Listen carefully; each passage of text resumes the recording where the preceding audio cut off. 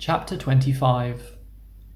James didn't want the earthworm and the centipede to get into another argument, so he quickly said to the earthworm, "Tell me, do you play any kind of music?" "No, but I do other things, some of which are really quite extraordinary," the earthworm said, brightening. "Such as what?" asked James. "Well," the earthworm said, "next time you stand in a field or a garden and look around you, then just remember this. Every grain of soil upon the surface of the land, every tiny little bit of soil that you can see has actually passed through the body of an earthworm during the last few years. Isn't that wonderful?" "It's not possible," said James. "My dear boy, it's a fact."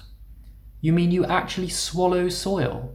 "Like mad," the earthworm said proudly, "in one end and out the other." "But what's the point?" "What do you mean, what's the point?" "Why do you do it?" "We do it for the farmers. It makes the soil nice and light and crumbly so that things will grow well in it. If you really want to know, the farmers couldn't do without us. We're essential, we're vital. So it's only natural that the farmer should love us. He loves us even more, I believe, than he loves the ladybird." "The ladybird," said James, turning to look at her. "Do they love you too?" "I'm told that they do," the ladybird answered modestly, blushing all over. "In fact, I understand that in some places the farmers love us so much that they go out and buy live ladybirds by the sackful and take them home and set them free in their fields. They're very pleased when they have lots of ladybirds in their fields."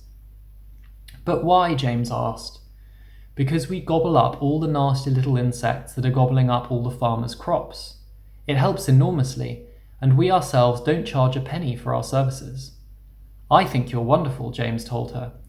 "Can I ask you one special question?" "Please do." "Well, is it really true that I can tell how old a ladybird is by counting her spots?" "Oh no, that's just a children's story," the ladybird said. "We never change our spots. Some of us, of course, are born with more spots than others, but we never change them. The number of spots that a ladybird has is simply a way of showing which branch of the family she belongs to. I, for example, as you can see for yourself, am a 9-spotted ladybird. I'm very lucky. It's a fine thing to be." "It is indeed," said James, gazing at the beautiful scarlet shell with the 9 black spots on it. "On the other hand," the ladybird went on, "some of my less fortunate relatives have no more than 2 spots altogether on their shells. Can you imagine that? They're called the 2-spotted ladybirds, and very common and ill-mannered they are, I regret to say. And then, of course, you have the 5-spotted ladybirds as well.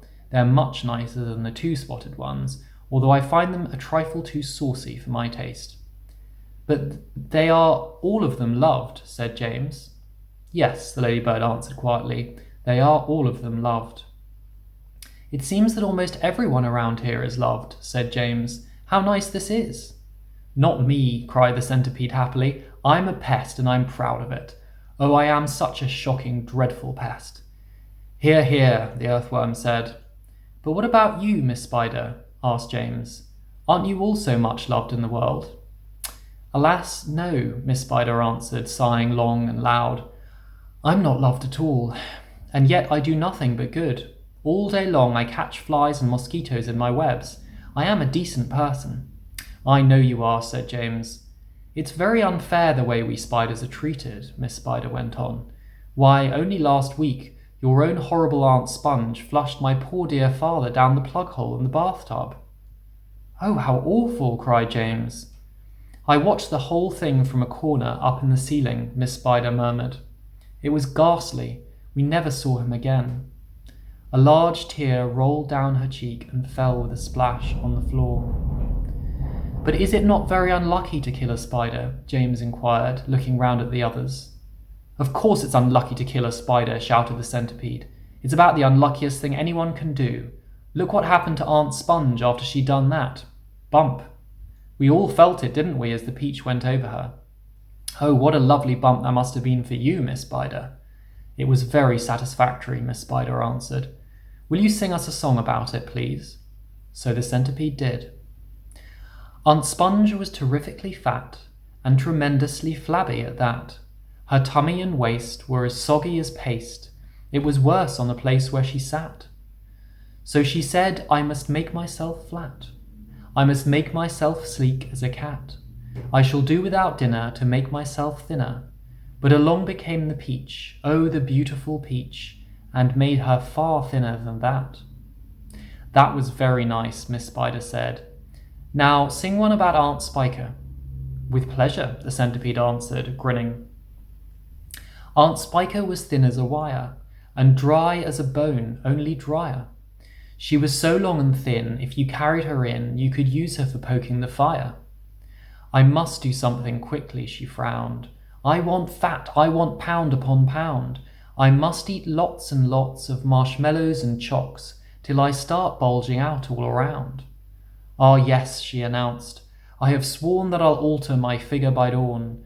Cried the peach with a snigger. I'll alter your figure, and ironed her out on the lawn. Everybody clapped and called out for more songs from the centipede, who at once launched into his favourite song of all. Once upon a time, when pigs were swine, and monkeys chewed tobacco, and hens took snuff to make themselves tough, and the ducks said quack, quack, quacko, and porcupines drank fiery wines, and goats ate tapioca, and old Mother Hubbard got stuck in the... Look out, centipede, cried James, look out!